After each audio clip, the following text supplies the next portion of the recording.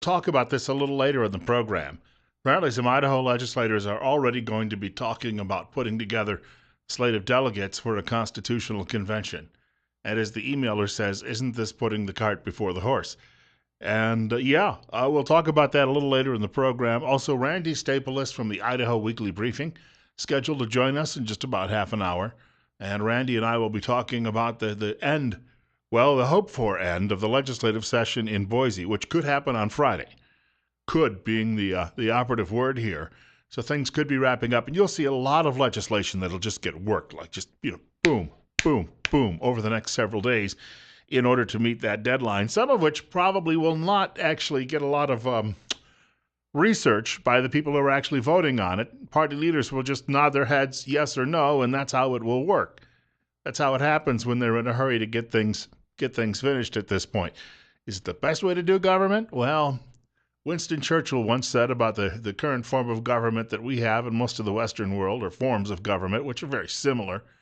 He once said, not the best, but all the others are, a lot worse. And that's not an exact quote. Obviously, he was a bit more eloquent than I happen to be on that particular issue. And then the big national story today is taking place. I just saw some of the headlines on this a few minutes ago. Coming up at Liberty University, that's in Virginia. Ted Cruz will be the first candidate to announce. You know that there are 20 or so Republicans who plan to run for president next year.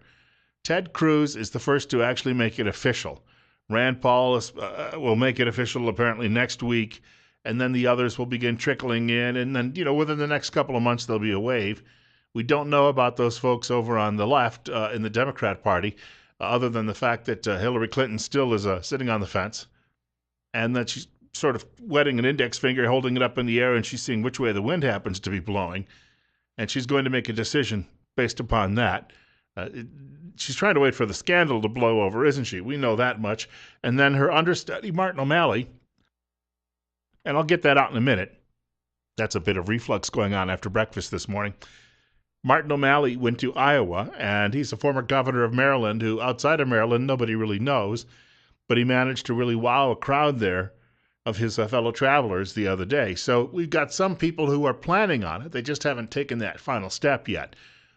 But the Ted Cruz situation might be the most interesting situation we're going to have to deal with. First of all, I'm not one of those birthers who believes President Obama was actually born somewhere in Africa or Indonesia or wherever it may be. I'll buy the Hawaii story.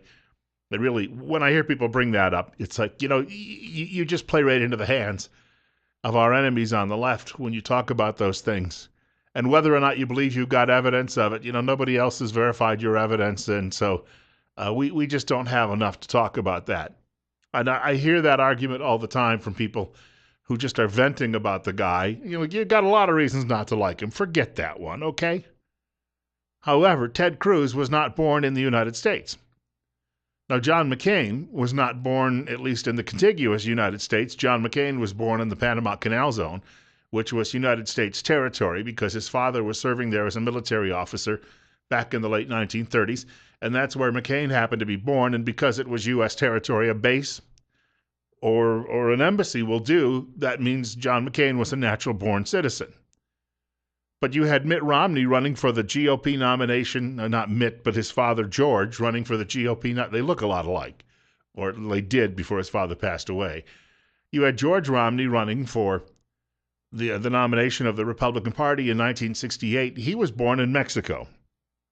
Then his family moved back to the United States. They had been on mission work, well, for a couple of generations, by the looks of things, in parts of Mexico, and there are still a lot of Romneys who live there. And these are cousins or distant cousins. And then he ended up getting elected governor of Michigan. Now, Michigan is not being president of the United States. Michigan has had Jennifer Granholm, she was Canadian, as governor. And they had Mitt Romney's dad as governor, who happened to be born in Mexico, which would, I guess, make him, from our vantage point, a Mexican. The reason that issue never really got to the end point or brought up is because he didn't get the nomination. It went to Richard Nixon instead, who was a Californian. And Nixon ended up getting elected president. So he never had to delve into the real meaning of natural-born citizen because of George Romney's failure to actually get the nomination. Here's the thing. Ted Cruz, his mother was a United States citizen. His father was a Cuban who came to this country, and they were living actually for a while in Canada. His father was an evangelist, and they were living in Canada, and Cruz was born there. And you may remember a few years ago, he was still holding dual citizenship. And then when there was some noise made about that by his enemies on the left, he dropped his Canadian citizenship altogether and maintained his U.S. citizenship. Now, I bring all of this up because while I think the world of Ted Cruz, and I think he is spot on with a great many issues that come before the U.S. Senate, and he is a great thorn in the side to American liberals, and I believe in being a thorn in the side to those people, he has been truly, truly an earthquake going through that building, that Capitol building in Washington over the last few years. And we need it. We need people like him in the U.S. Senate to at least try and keep other people honest. But Ted Cruz is not a natural-born American. As much as I like the guy, I don't believe that he's eligible to be president. 8:13, 45 our temperature. Bill Colley with you this morning on Top Story on News Radio 1310 KLIX and newsradio1310.com. You can reach our program today a couple of different ways. You can drop me an email at bill.colley@townsquaremedia.com. The last name is spelled Colley. bill.colley@townsquaremedia.com. Or you can give me a telephone call, and that telephone number is 736-0300. 736-0300. I know that Ted Cruz, his mom was an American, United States citizen, but he was not born here, and his father, of course, coming from another country, and Cruz was born in another country. I don't think that that natural-born citizen clause, or that discussion or that phrase, is altered by the fact that his mother happened to be from this country. I just do not see that. And the thing is, why is Liberty University getting sucked in on this matter? I don't know that he's going to be the nominee in the first place anyway, but I'm telling you, it raises some questions as to why so many people are jumping on board with this when it comes right down to any challenge will pretty much disqualify Ted Cruz. You're up next. It's 8:14. You're on the air on News Radio 1310 KLIX. Yes.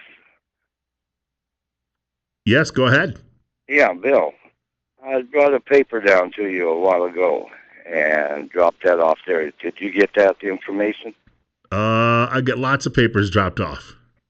This is one that has on the top of the cover sheet was Stars and Stripes of America. It's a military published paper. I did see that, yes. Okay. I've been a long-time listener to this radio program, and I've called you a couple times since you've been there. Sure. And I'd like to see if we couldn't get that on someday here. And what's your take on Ted Cruz?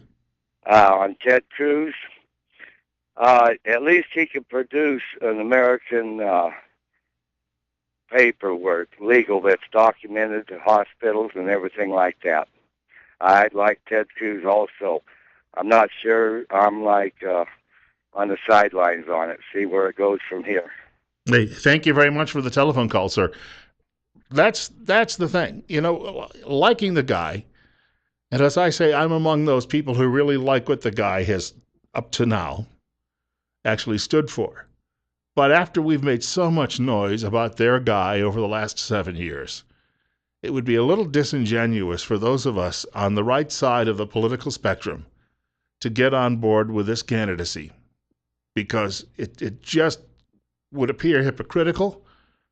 And we've made those arguments, and we've been so loud about it. I don't know how we could ever pull this one off. And with all of the other names that are out there, if you're a Republican, you're looking at Jeb Bush and mostly saying no. Although what they're going to do, they're going to get a lot of money together, and they're going to just paper the airwaves, television and radio, with spots telling you what a great guy he is, and that all of the other guys will end up killing puppies in the basement of the White House if you actually vote for them. And that works. You know, you think you're a logical, rational human being out there, but that type of advertising, once it's thrown at you over and over and over again, it's the old Edward Bernays theory that you just keep repeating something like that to people long enough, they'll start believing it. And that's what Jeb Bush's team hopes. that they can discredit everyone else to the point where you'll say, well, I don't have any other choice. So you'll end up voting for him.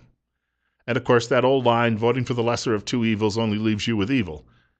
But I don't think it's going to be him either. We're a little early in this whole situation, and that still means you have at least 18 choices. And out of those 18 choices, someone, if you're a Republican, let's put it that way, if you're a Republican, somebody in that group has to be appealing to you other than Ted Cruz and other than Jeb Bush. You're up next. You're on the air on News Radio 1310, KLIX, and newsradio1310.com. And what's on your mind? Well, I don't think Ted Cruz should be qualified at all for the presidency for the simple fact he wasn't born here. Period. He is a good guy, and he does a lot of good things, but our laws are our law. Amen. And we can't violate those. And you know what? He's doing a fine job in the Senate. Let him stay there. 817, we have another caller with us. You're up next. You're on the air with Bill Colley on Top Story. Yes, Bill. I like Ted Cruz, and he was my first pick, but there is a problem with that. And he also said that he wouldn't run unless he knew he could get around that or figure out how to make that work. So obviously, he's trying to make that work. But if Ted Cruz doesn't work, Scott Walker's a good pick. Yeah, and in fact, I just read some very nice things that Walker has so far been able to, and I thank you for the call, Walker has so far been able to overcome some of those early missteps, number two, and some of the early assaults coming at him from media and even some of his fellow Republicans.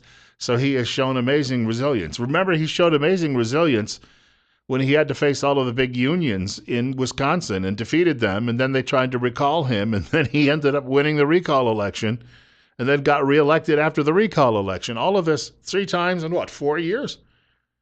It speaks volumes about the man's ability to bounce back from what you might call a great deal of adversity.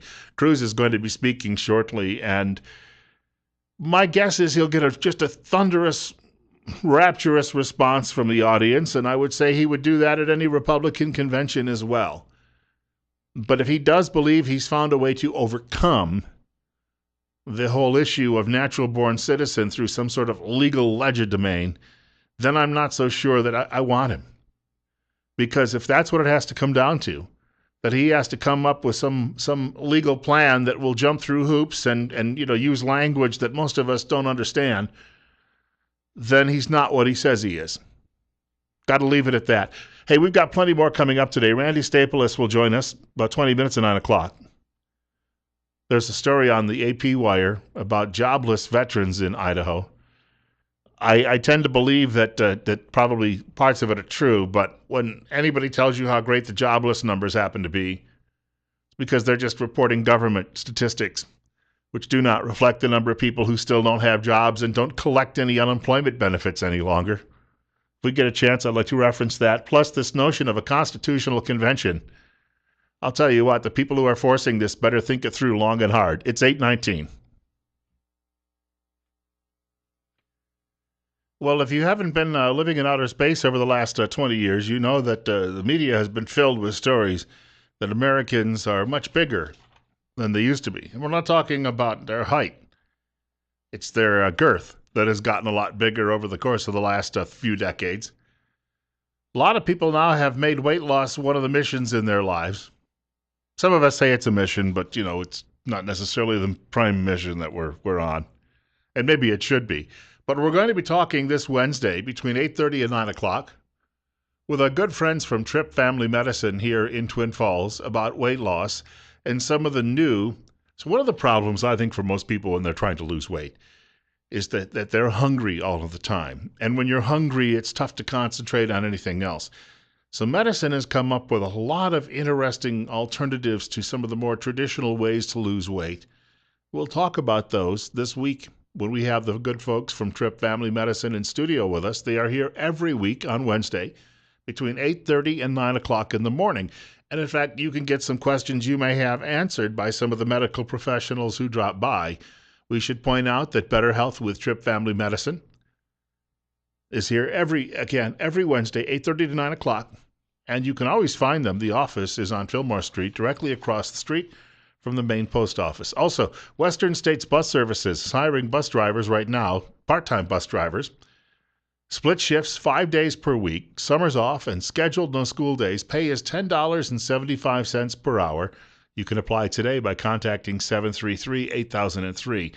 Western States Bus Services is an equal opportunity employer. I have to thank a fellow who sent me an email, and I was looking at it when I got into the office this morning, and I copied a paragraph from it and decided to share this with you today.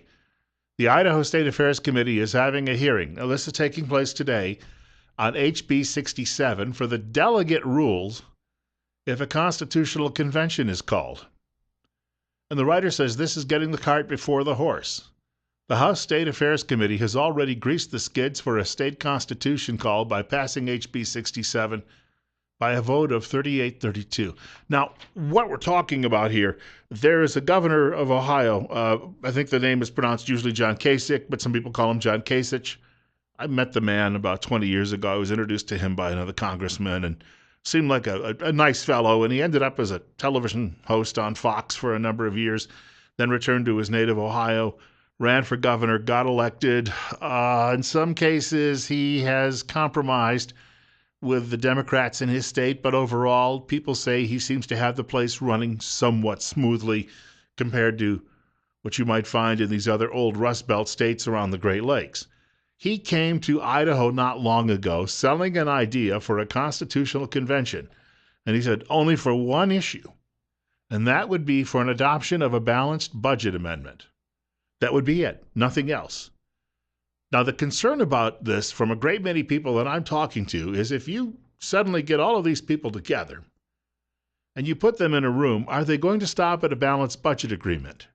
Or will they then start writing all sorts of other proposed amendments and changes and deleting some of the amendments that we've had, perhaps some of the oldest ones, the Bill of Rights going back into the 1700s?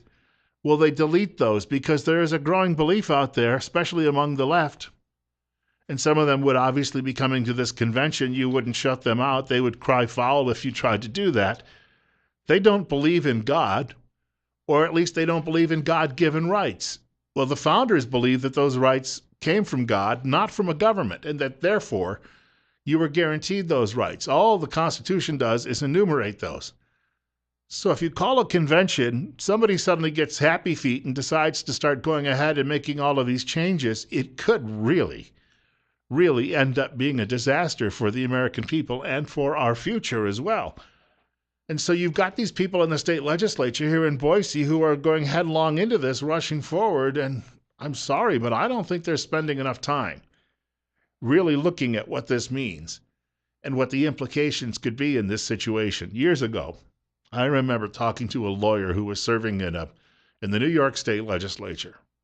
And the subject came up about the constitutional convention, and I said, well, should they send someone like you? And he said, by all means, I should go. I'm a lawyer, and I've got experience in government. And I said, well, it's experienced lawyers in government who've made a mess of it.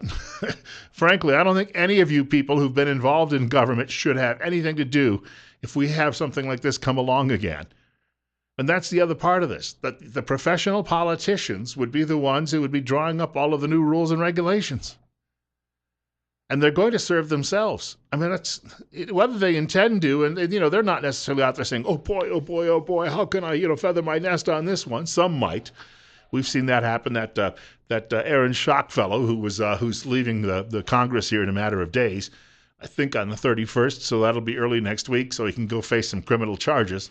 You've got a few of those people who are definitely trying to grease the skids for themselves. But for the most part, I think that people go into service and think I'll do something right.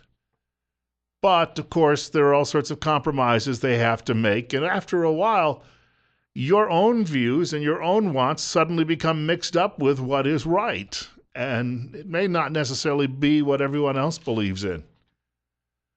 So here we are in a precarious situation if these people continue to go down this road. You need to remind them. You need to tell your legislators that they really ought to sit back for a while and reconsider this before it won't hurt them. Believe me, we've gotten this far without a constitutional convention. If we delay it for another decade, I think we'll still be able to get around this. 8:30. 45 at our studios. Randy Staple is coming up in about 10 minutes. I was mentioning earlier our good friends at Western States Bus Services. And I've mentioned before, if you're looking for just a second income in the household, or perhaps you retired and maybe now you feel you'd like to pick up a little extra work just to keep busy, Western States can train you as a school bus driver. And it's a great way to make that second income. Split shifts 5 days per week, summers off, and scheduled no school days. Pay is $10.75 per hour. You can apply today by contacting 733-8003. Western States Bus Services is an equal opportunity employer. So there's a story on the AP Wire today, and this is a follow-up to a story that I happened to see in the Times News yesterday, which is that Idaho's unemployment rate is well below the national average and has been for years. It doesn't seem to be a surprise to many people around here. In fact, somebody told me one time that the Twin Falls area never really experienced the recession, at least not to the degree that it was felt in other parts of the country. In other parts of the country, some spots, it was almost like a depression sweeping over people, losing jobs and jobs that were never coming back. But here, the building boom kept people working through some of those worst years. And so the story went through all of these fabulous numbers, and in many places around the state, the jobless rate is between 3 and 4%, which reminds you perhaps of some of those great days in the late 1990s when the computer boom was really fueling the economy. It had nothing to do, by the way, with the policies of the President of the United States at the time. The computer boom had started in the 1980s under Ronald Reagan, and then it just continued to take off through the 1990s, that tech boom.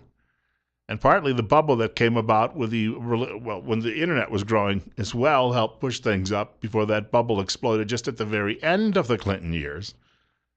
And then, of course, they had no plan for dealing with that situation. So let's get those historical facts out of the way. It's 8:36. Bill Colley with you on Top Story 45 at our studios.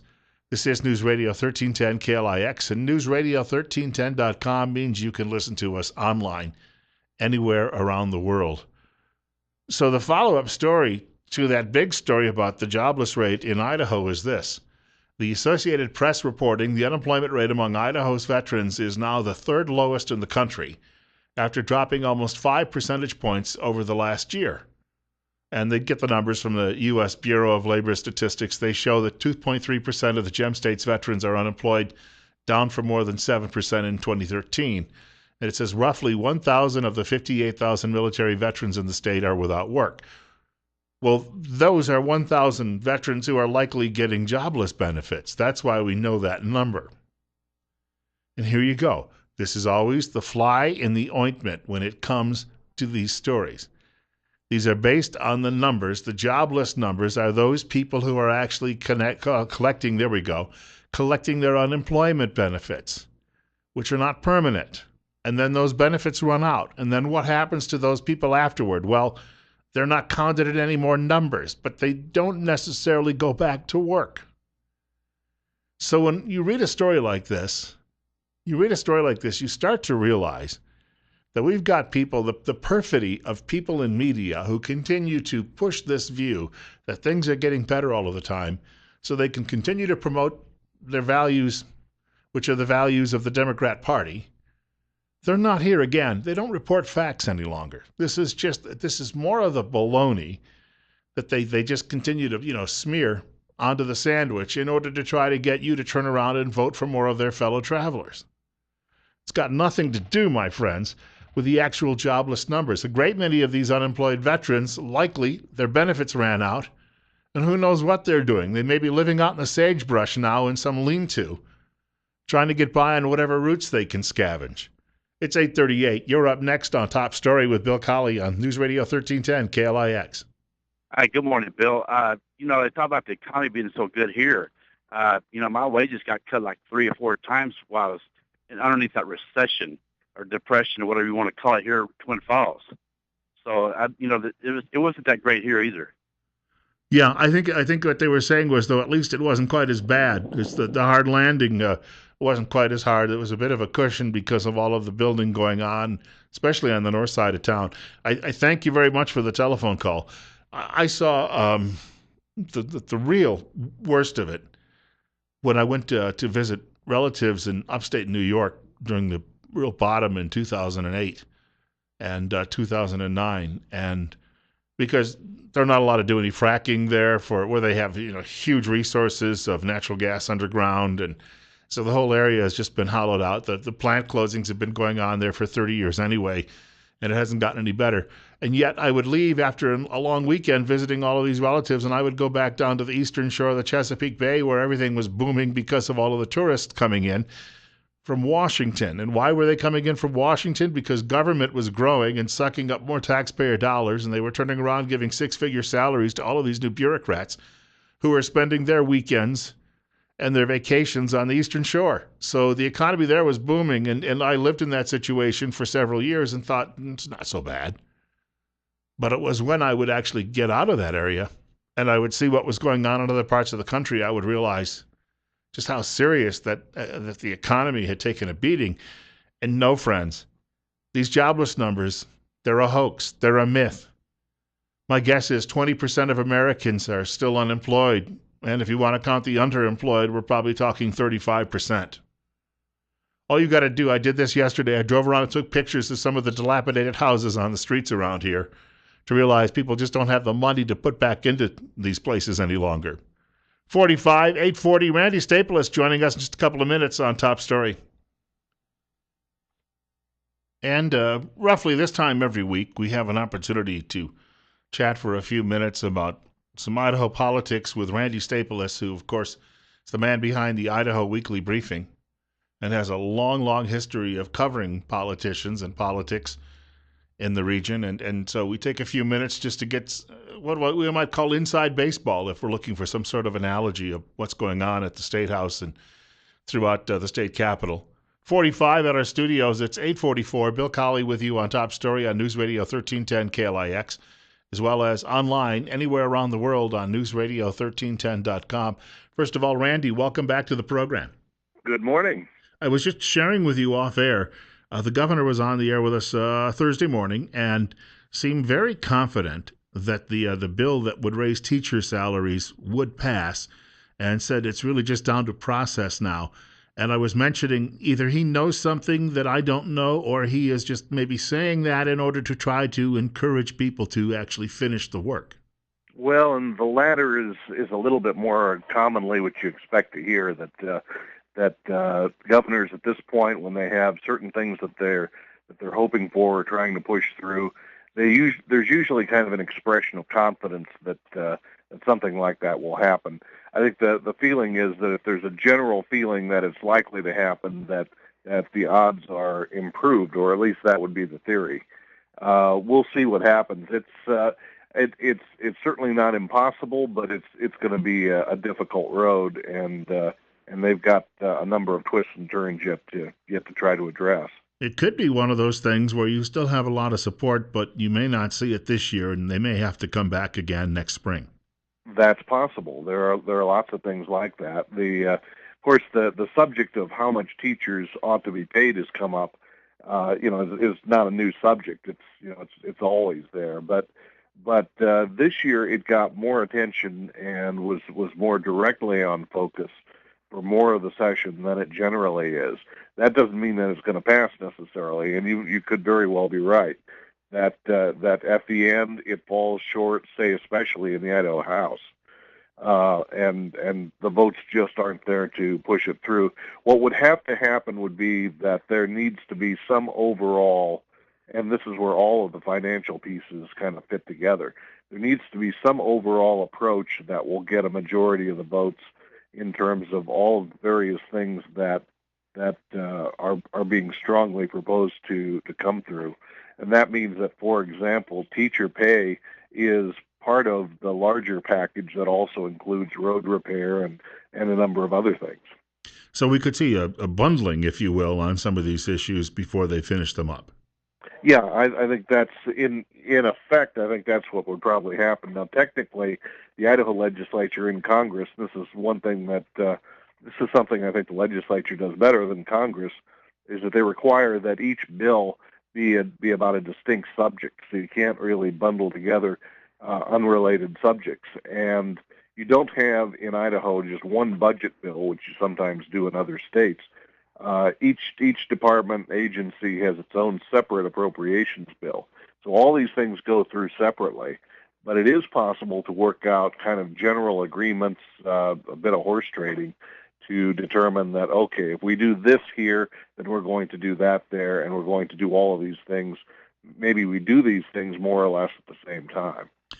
When we come to the transportation issue, I sat in here with someone last week, Tuesday morning, and we had a discussion about that, and he said if they get into the general fund to try and help remedy this situation, he said, I think we're in some serious trouble, that you should never dip into the general fund. You should always maintain your transportation fund separately. But the proposals I was seeing late last week give the impression that that's not going to work, that they are going to break that barrier down. They may break that barrier down. It's there would be some real risks in there, because once you do start to get into that, you start to have more head-to-head conflicts between different kinds of needs. There's always been, for example, a big conflict between public schools and colleges and universities, which are two of the biggest recipients of general fund money. And the conflict has always been there. The big tension has been there for decades, because they're both trying to get some kind of a percentage off of that one fund. And transportation is a big one. And once to use the overused analogy, once you get the camel's nose under the tent, then where does that necessarily stop? If you really don't want to raise gas taxes, you can always look for just bringing in a little bit more general fund money into transportation, but that pits transportation against public schools, against colleges and universities, and all the various other things, lots of other things that general fund money goes for. When we talk about that proposal, and the way I happened to read it was that it would be some general fund money, but also in conjunction with an actual increase in the gasoline tax. Now, I remember a few years ago, I think Maryland under Martin O'Malley raised its gasoline tax 2 or 3 cents per gallon. And, there was darn near mutiny throughout the state. People, even though it may have been a long time in Idaho since you've seen an actual increase, it generally is a lot easier to stomach a 1 to 2 cent increase. But I think that the number being bandied about right now is 5 cents per gallon. And at least when that happens all at once, it's a real shock to the public. It can be. Of course, it can depend, too, to an extent, on what gas prices are like and what people's attitudes toward them are. If gas prices are relatively low in the context of recent years, and if they seem to be falling, it may be a little bit easier time to try to sell it than if the reverse is true. And a few years ago, when the Maryland case was going on, gas prices were higher, and people were upset about how much they were paying in gas prices to begin with. There's, I suppose, a little bit of context to it, that some of the states, not all of them, but some of the states around Idaho have higher gas taxes. Washington State has some of the highest in the country, but some of the other states around Idaho are pretty low, and Wyoming and Utah, they are pretty low. So there you may see differences in different parts of the states too, in how people react to that. But there could be alternatives to gas taxes too. There could be other ways of getting after some of the funds. There's always things like registration fees and things like that could allow for it. And there could be fees and taxes related to trucks. And there's been some analyses that have come out over the last few weeks that suggest that some of the largest trucks, the really heaviest, weightiest trucks, those that are putting the biggest pounding pressure on the roads, might not be paying their fair share of the taxes and fees. And that's an argument that comes up regularly, and I haven't heard that one visited much in this legislature, but I can imagine at some point or another that's probably going to come up again. Our guest is Randy Staples, of course, from Idaho Weekly Briefing 45 at our studios, coming up on 8:52 this morning. On Top Story with Bill Colley on News Radio 1310, KLIX, as well as newsradio1310.com online. Well, here's the thing: the lobbyists for the transportation industry, that would be the truck drivers and the like, Hmm. if they are told that they're going to have to be paying a little bit more money for the the pounding they've been giving to the roads, I am sure they are going to be hard at work to turn that around. Oh, they always are. They're a good lobby. They're a pretty effective lobby, and they've done the job pretty well for their members for quite a long time. And they have long experience at this. This is again not really a new subject. I remember the big battles over what was called ton-mile taxes in Idaho going back into the early '80s, and big battles that were going on at that time. At that time, though, it's also the case that you had some other lobbies that were probably stronger than they are now. The railroad lobby was stronger at that time than it has been more recently, just because railroads were a little bit bigger part of the economic picture and the transportation picture probably than they tended to be in more recent years. Although they're still there and they're still active. But it will depend to a degree on how the sides match up. And certainly the transportation lobby the truck lobby is very big and very influential. Now, for people who really like to see some depth, if they would look at the Idaho Weekly Briefing, they would see, on average, about 40 or 50 pages of depth there every week, which is far more than we can do in half a dozen minutes or a dozen minutes on the radio. If you wanted to send people to the website so they could take a look at it, what would you recommend they do? I send them to www.ridenbaugh.com, and that's RIDENBAUGH. And here we are down to the crunch time, supposedly. Supposedly things should wrap this week. Are there any other issues that you might see that might pop up that would either catch people's attention and people might say, I didn't see that coming, or is there anything else too that is being worked that is perhaps going to be of a really large nature? No, probably the last of the school numbers and the transportation funding are likely to be the biggest issues. Sometimes, as you're pointing out, sometimes issues do pop up at the end. People will see some strategic value in just kind of springing something toward the end, and that can always happen. And it often happens toward the end of the session that tempers get a little bit more frayed. People have a little bit more difficulty dealing with each other, and somebody sticks their feet in the ground, decides that they're not going to give, and so the session drags on a little bit longer. I would not be surprised to see the session go into April at this point.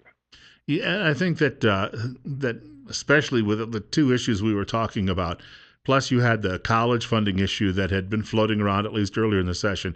All of the pressures from this likely mean that people are still going to be at work in another 10 days. Well, and there's one other subtle thing too. There was the finding that the state probably has a little bit more money. There was an estimate of $90 million than had been thought at one time, and it often gets to be a lot more difficult to wrap things up and to come to decisions when there's a little more money on the table rather than when there's a little less. I would imagine that you have so many different viewpoints about what you should use that money for. Some will say, give it back. Others will say, wait a minute, I got an idea. And now you have to thrash that out. And that's exactly right. And all those various options take quite a while to get argued out, and especially when you wind up with a little bit more money than you expected, and that determination and announcement comes toward the end of the session. That can really kind of throw a monkey wrench into the efforts to just wrap things up. And in the long run, when you have really just one party controlling all of the decisions in the state, you will find that we talked about this last week, that there are divisions within that party, especially when there's money on the table. Oh, very much so. Very much so. It's not going to be a partisan thing in Idaho at least for many, many years. It has not really been a partisan thing, but there are certainly plenty of divisions within the Republican Party, and at the legislature, they're on display most days. They're not hard to spot, and it will get a little bit tougher as it gets toward the end. Randy, again, for people who'd like to check out the site, what's the address? That's www.ridenbaugh.com. That's RIDENBAUGH. No, I just have a funny feeling we'll be doing this again next week, and yes, that we will be talking about Well, I hope so. that the session still continues. I suspect it will. Well, thank you, and have a great week. You too.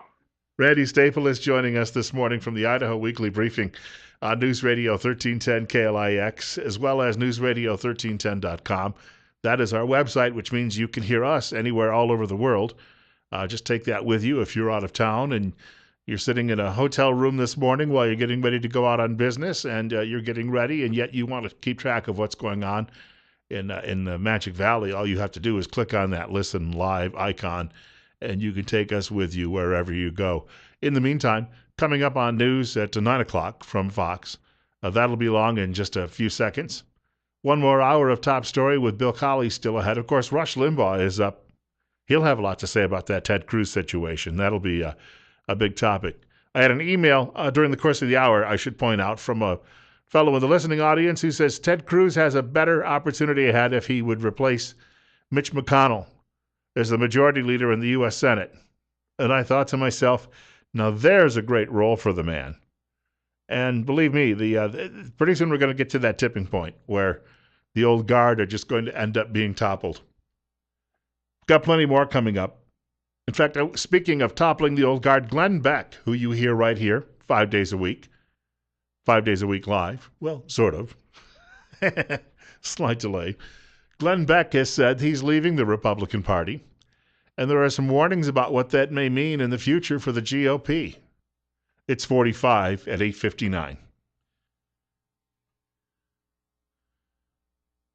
In a few minutes, if I get an opportunity, I want to tell you a story about how a good guy with a gun perhaps saved the lives of as many as 10 people. A friend of mine sent me the link this morning from Daily Caller. We'll get to that in a short while. At least that's the plan at this point. Coming up on 7 minutes after 9 o'clock, 45 at our studios. Bill Colley with you on News Radio 1310 KLIX, as well as online, newsradio1310.com. And, of course, I thank you for joining us. Some of you may have actually heard Glenn Beck talking about this last week. If you listen to a lot of the programming here on Top Story, yes, Top Story is one segment, one program, but if you listen to all of the shows during the course of the day, you'll hear Glenn Beck right here on News Radio 1310 KLIX. And Beck was saying last week on his program, I happened to catch this when it happened, that he is leaving the Republican Party. I didn't know that he was still in the Republican Party, but apparently he had been. Sean Hannity has left the Republican Party. Sean Hannity is now a member because in New York State they have a conservative party. Because the Republican Party, when Nelson Rockefeller was governor there when I was a wee lad, was so liberal, the conservatives just said enough of it. They formed their own party, and they moved on, and they have been a force in politics in that state ever since. And they've been able to push the Republican Party, at least to some degree, back to the right and out of the center or the gutter or whatever else you'll call it. So Hannity got fed up and he left the Republican Party a few years ago and joined the Conservative Party. Beck went on to say on his program, you guys have the spine of a worm, the ethics of whores, and the integrity of pirates. And he also issued apologies to worms, whores, and pirates. The folks over at the Republican National Committee, according to a writer by the name of Judson Phillips at Washington Times, may not care that Glenn Beck is leaving the fold, but he says they should. And he says because of the megaphone that Glenn Beck has, 600 radio stations around the country, plus the force of the Blaze, his website, which has just turned into a media behemoth, they need to understand, he writes, that Beck is the canary in the mine for them.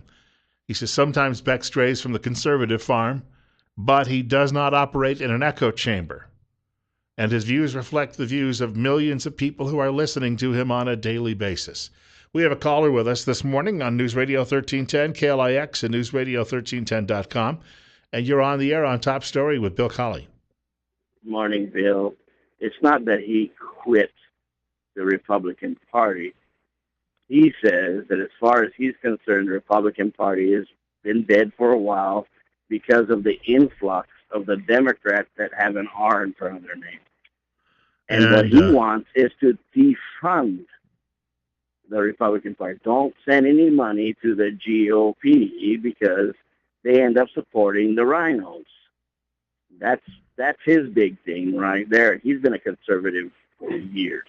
I think the most obvious example, a friend of mine sent me again that photograph yesterday of John Boehner and Barack Obama golfing together. This photograph's a few years old, but there's a moment where Boehner's bent over trying to sight in a shot with Mr. Obama standing behind him. And well, you can fill in the blanks there on that photograph and the symbolism of it.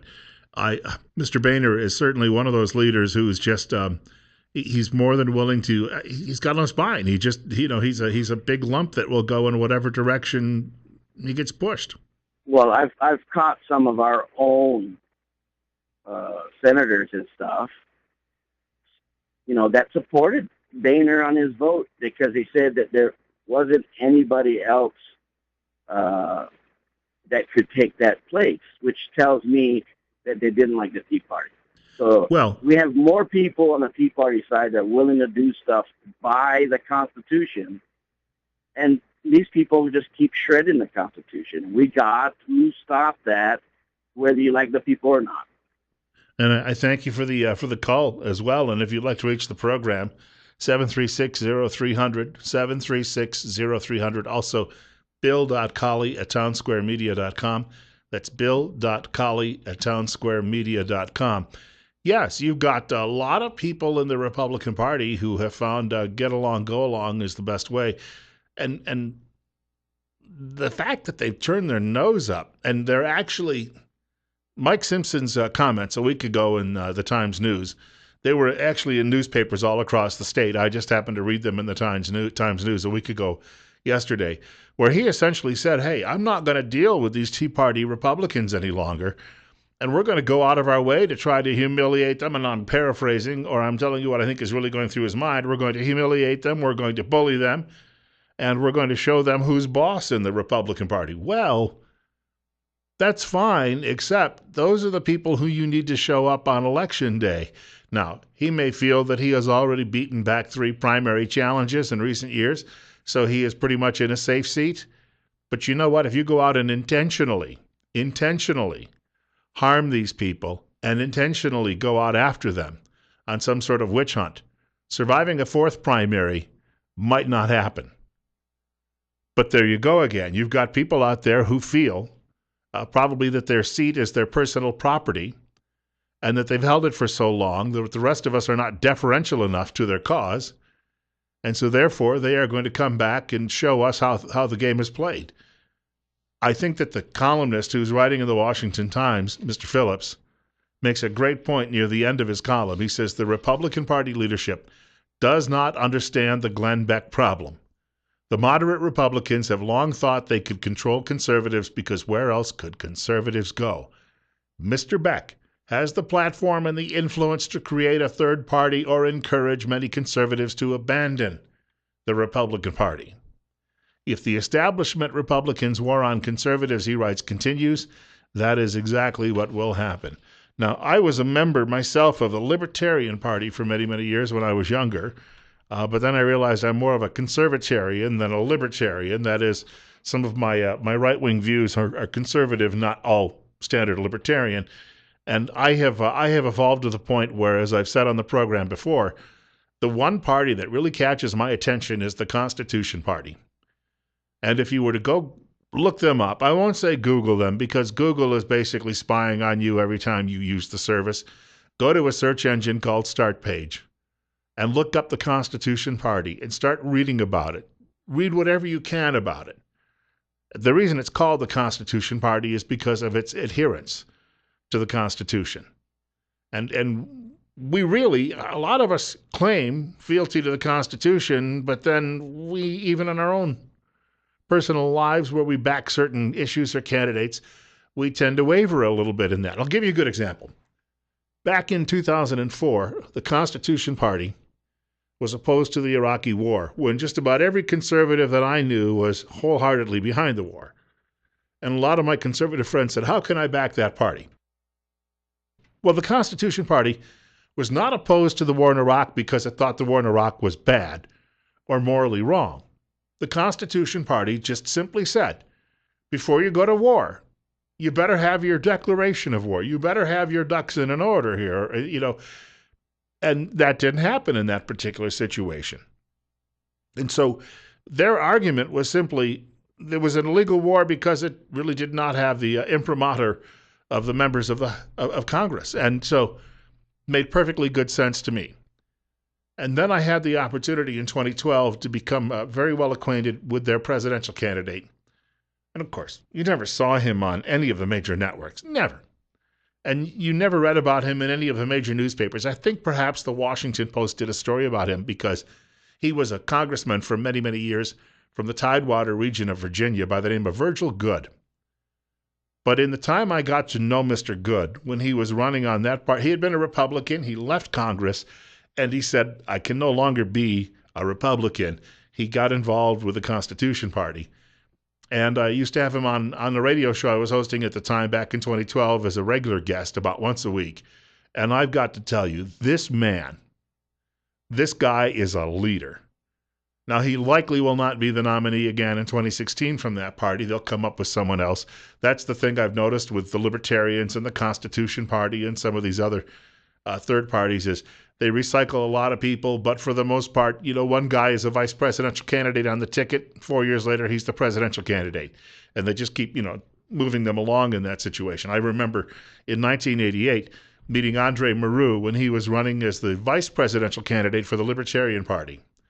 I did not get to meet their presidential candidate that year. That was Ron Paul. He had left the Republican Party to run on that ticket. And then 4 years later, Maru ended up as their presidential candidate. Wayne Allen Root, who's rather well known politically in many of our western states, another former candidate on that party's line for president. So they're out there, but we just don't get exposed to them, and they certainly don't have the ability to raise money from Wall Street. And you know what? That's a good thing, because they're not owned by anyone. They're simply people who are speaking their conscience, and they're willing to vote their conscience. But because they can't go out and buy a lot of advertising, they can't get on TV that way to spread their message, or on the radio, or even on the internet, which now has become a great place. Maybe the equalizer happens to be YouTube. You can actually see these candidates, but you just don't go out there and say, I wonder if there's a party called the Constitution Party. Say, I wonder if the Constitution Party has videos on YouTube. Say, you know what, I'll go look them up. You've got to know about it first. So it's got to be almost a word of mouth before it happens, and then it catches on, and then people start sharing, and then it'll grow exponentially. But they do not have the money, and since they do not get the regular media coverage, and media's argument does bear some, I'm going to give them a little credit on this one. If they tried to cover every other party other than Democrats and Republicans, they wouldn't have time to do anything else, and they wouldn't have the troops themselves to deploy to do all that coverage, because you can have 35 different parties out there. So at least to some degree, I understand the media's response, and that is, well, who out there is where's the time? How are we going to get all this together? And that's a huge concern. But the fact of the matter is, we have to start thinking beyond the box. And just because if the Republican Party comes to me, and I've already had one person do this to me on LinkedIn in the last month, and he said, well, if Jeb Bush is the nominee, then we all have to get behind him. If Jeb Bush is the nominee, it's going to be because they did it nefariously. A small cabal of people who are looking out for their interests and their interests only want Jeb Bush. They have the influence of a huge amounts of cash to put behind him. And they can try and buy the election for that reason, or buy the nomination. But here we go again. It's the same thing our caller was pointing out. These are not really Republicans in the sense that most of us who are Republicans believe that the party stands for or what it stands for. These are just simply self-serving people out there, and he is the leader of that self-serving crowd. And after the last two administrations in his family, we certainly 330 million people in America, and the Bush family is the best that we can do. So we have to have some sort of alternative out there. And if it's going to be another Bush, I will darn sure vote the Republican Party. And I will certainly be looking at a candidate from another party, minor or not. 20 minutes after 9 o'clock. I shouldn't say or not. That would imply Democrats. Never, never, never, never, never, never, never. No, no, no, no, no, no, no. 45, Bill Colley with you on Top Story. I'm going to point out 9:20, coming up in just a few minutes. If we get a chance, I want to tell you a story. A friend of mine sent it my way today. A good guy with a gun saved some lives. Who'd have thunk it? I wanted to tell you very quickly about this music. I love it. Actually, this is going to be related to a story I'm going to tell you about in just a moment. At least the location. But in the meantime, I've been telling you for quite a while now about some people who really help make this show possible. And these are the people who pay the freight for Top Story. And that is the fine sponsors here at News Radio 1310 KLIX and newsradio1310.com. Western States Bus Services, hiring part-time bus drivers right now, split shifts 5 days per week. Summer's off and scheduled, no school days. Pay is $10.75 per hour. You can apply today by contacting 733-8003. Western States Bus Services is an equal opportunity employer.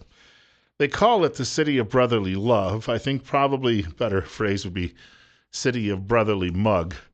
And it played a huge part in the founding of the United States of America, and that is Philadelphia, Pennsylvania. I have some friends who grew up there. One of them, he actually called the radio show my first week on the air, and I mentioned that he's been involved in radio a long time, but he's a bit more humble than I am, and I pointed out that he helped create the Dan Patrick radio show, which is the number one sports talk show. It is to sports talk what Rush Limbaugh is to news talk on the radio. And I referenced that, and of course, he immediately demurred on that, pointing out that he was part of a team. But, I don't undersell his contributions to what was done. 46 at our studios, 9:25. Bill Colley with you on Top Story on News Radio 1310 KLIX and newsradio1310.com. This morning, he sent me a link from the Daily Caller. The Daily Caller is the publication created by Tucker Carlson, which has become a big source for alternative news in this country. Stories you may not hear elsewhere. In fact, I looked at the website called Philly.com today, and I do not believe that I saw a link, at least anywhere near the top, about this story. But it made news at the Daily Caller. Concealed carrier, quote, saved a lot of people, unquote, after gunman opened fire in a Philadelphia barbershop. And the writer says a legal gun carrier likely saved several lives, including those of children, after another man pulled a gun and began shooting at a Philadelphia barber on Sunday.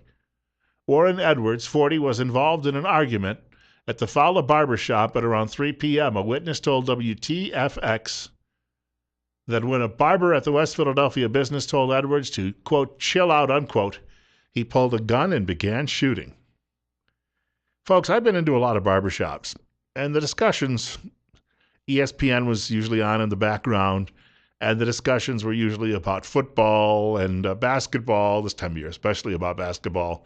I don't ever remember anybody getting... one coworker and I almost got into a fight one time because he was an Oakland Raiders fan, and I made fun of the Raiders.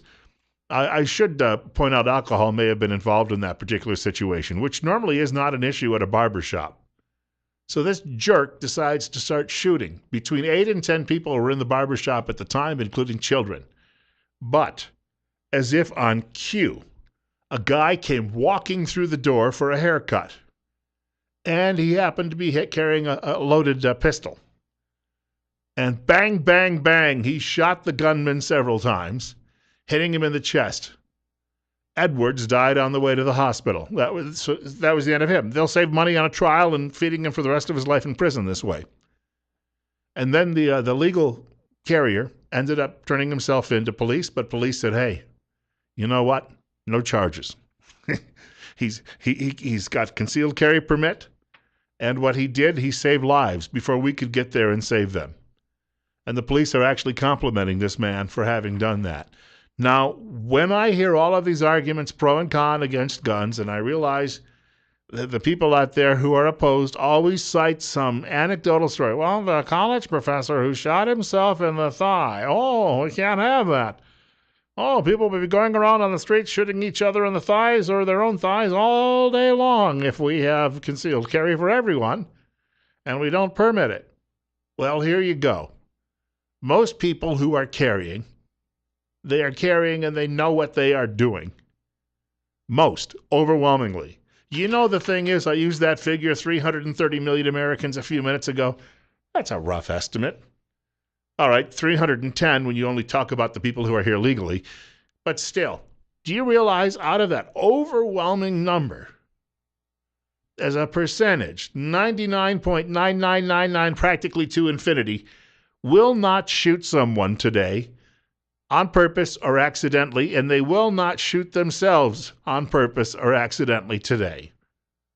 So all of the arguments you continually hear, there are far more people who are going to get killed today in a car accident, or who will die of cancer, which may have been preventable, or a heart attack, which may have been preventable.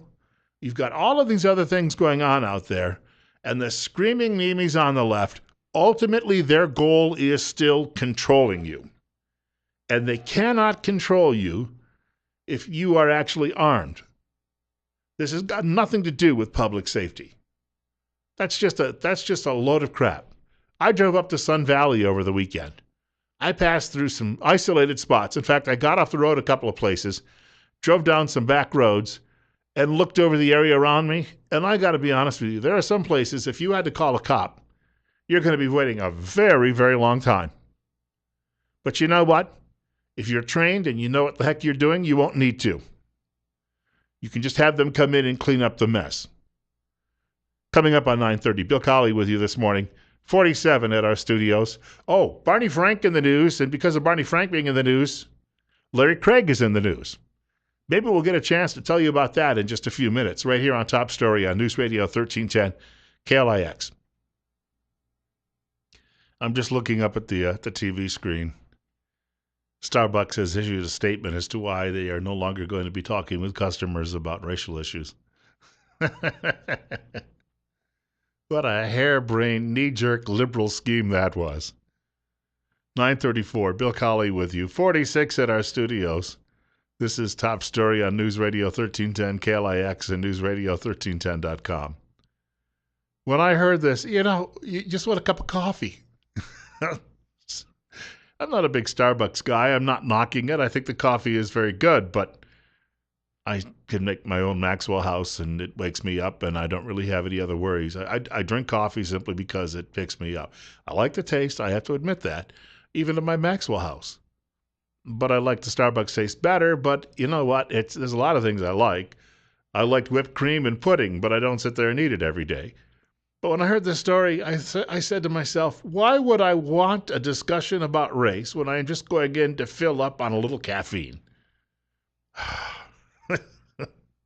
I almost decided to stop in one of the local stores over the weekend just to see, because I don't know when they actually pulled this decision or when they thought it was time to stop, just to see, though, if someone was going to be scrawling things on my glass about it. But instead, I found better things to do. Call at 9:35 now, and I thank you for joining us this morning. You can reach the program if you dial us up. And that telephone number is 736-0300, 736-0300. You know, I happened to see a video after the fact. I did not see the TV show. O'Reilly the other night had Dennis Miller on, and Dennis Miller was talking about it, and Dennis Miller said, I just came from a political discussion over at Jiffy Lube. How far was this going to actually go? There is a story out today that I happened to come across from a newspaper called the Boston Globe, which used to be affiliated with the New York Times. No longer affiliated with the New York Times, but still just as liberal, as always. And Barney Frank must have written a book. He's retired from the U.S. House of Representatives. Now, you may remember he was one of the first people who was serving in Congress who came right out and said, hey, I'm of a different sexual persuasion than most people. And he said to a reporter, what about it? And that ended that. And from the standpoint of the Democrat Party, he was pretty much a typical standard liberal Democrat vote. So that was what was really important to his party leaders and to the people who put him in Congress over and over and over again from his district in Massachusetts. He must be writing a book, though, because he's popping up everywhere lately on television. And that included some talk shows over the weekend, CNN's State of the Union. Of course, being on CNN on Sunday, nobody saw it. However, there are some follow-up today from some reporters who apparently heard about it. Former Representative Barney Frank says there remain closeted gay members of Congress and that they should not be outed unless they oppose gay rights. This is not the first time Frank has challenged other members of Congress on what he sees as hypocrisy. Yes, some of you may be familiar with this story. In 2007, Frank criticized Idaho Senator Larry Craig after the Republican was arrested for lewd conduct in a men's public restroom at a Minnesota airport. Craig later pleaded guilty to a lesser charge of disorderly conduct. And Craig had a history of voting against gay rights, and as a member of the House Ethics Committee, unsuccessfully led efforts to censure Frank in 1990 for using his office to improperly help a male prostitute. Well, I've always had a big issue with that Larry Craig story. First of all, I'm not what you'd call a tiny human being. I have about 6 years of organized football in my youth. My knee's constantly hurt. One ankle is constantly sore. On the other side, I've got a hip that's constantly sore. I mean, when I shuffle along, and I'm not moving very fast. Let me just put it that way. And sometimes I tend to have a difficult time stopping and slowing down. And sometimes I bump into people. But that is not necessarily an effort to make a pass at them or to suggest anything other than the fact, please help me get out of my way. And when I first heard that story about Larry Craig all of those years ago, number one, the whole issue of entrapment comes up. Well, this is what happens in that bathroom. Well, you know what? There were lots of people using that bathroom. All right. Well, he was tapping his toes. If this is what we use to base charging people a crime for, we have, in this country, we have gone to the point of just absolutely, it's out of control. It's ridiculous. It's absurd that these types of things happen. And Frank, of course, wanted to score some political points against someone who had embarrassed him because Frank had done something terribly wrong.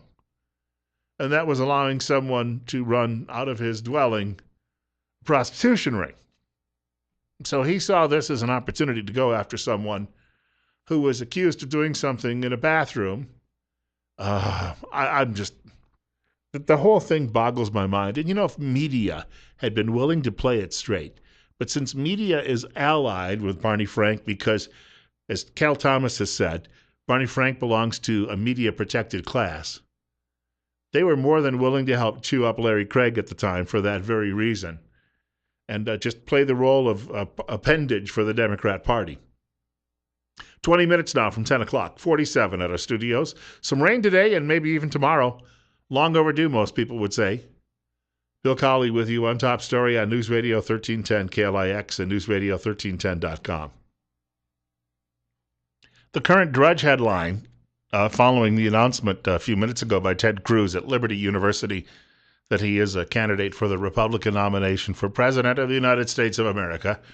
The headline is a quote from Cruz's actual remarks. Imagine a president who stands with Israel. I imagine he got a good response on that. However, as I noticed he was wrapping up the address, I looked up at the monitor in the room here at Fox Television, Fox News, and I could read the closed captioning. Bill Hember was explaining that they were getting inundated with emails at Fox about the fact that Cruz was born in Calgary, Alberta, which is a province, not a state. Do we need to say more? And yet the Fox hosts, he and Martha McCallum, just seemed to mention that quickly and then they moved on. As if they didn't think that this was going to be coming up today. That's the, Fox over the course, Fox, I was just talking about Barney Frank. Fox is helping fund a symposium for gay media. It joins CNN and some of the other leading media outlets in the country. That's annoying a great many people on the right who have pretty much over the years adopted Fox as their news outlet of choice. And then Fox doesn't seem to want to tackle this particular issue about Cruz's birthplace. And I guess they're going to just push that one off to the side for now. And then earlier, Fox had Karl Rove. You want to talk about an evildoer. Karl Rove was on the air. I looked up and I saw his photograph there with his little sketchboard. And I'm sorry, But I think some of these people at that network have gone and started drinking the Kool-Aid. Bill Colley with you on Top Story 46. It's 9:46. And, of course, we have a caller with us, and you can reach us by dialing 736-0300. You're up next on Top Story.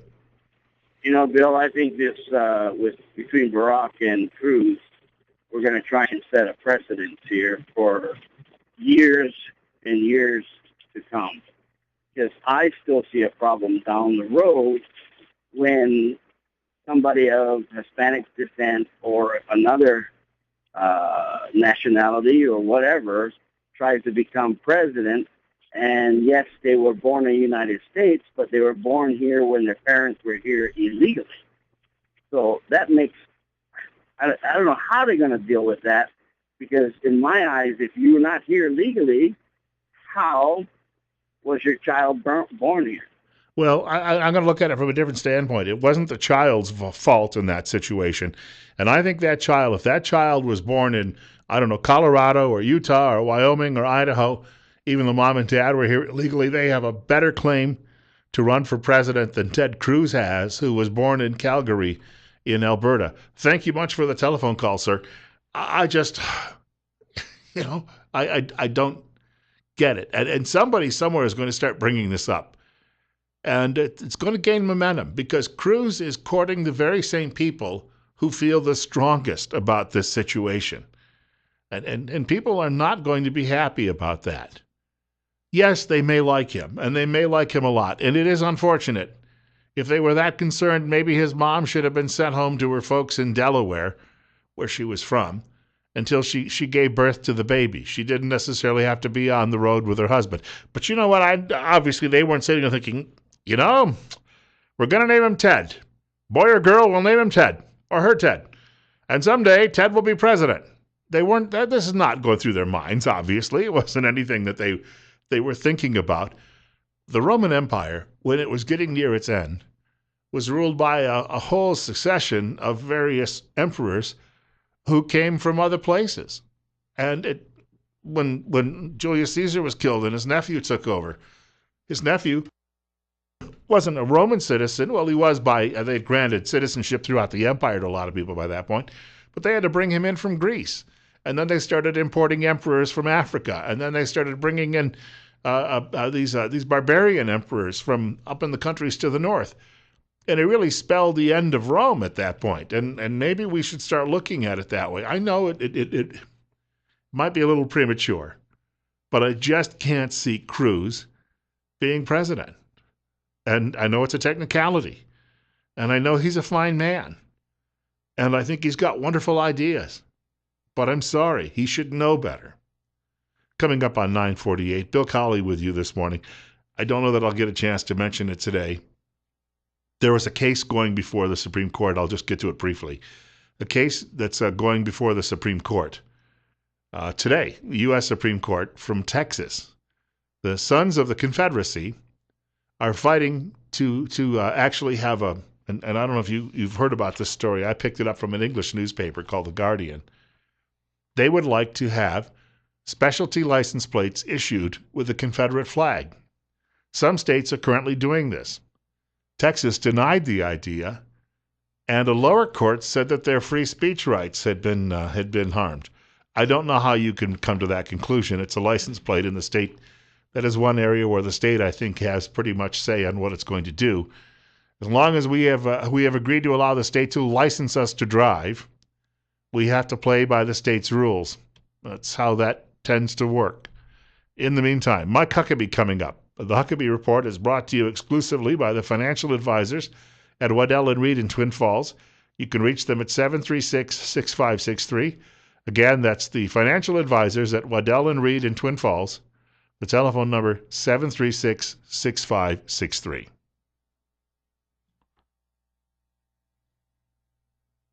Thank you very much, Governor Huckabee. Bill Colley with you on Top Story this morning on News Radio 1310 KLIX and newsradio1310.com.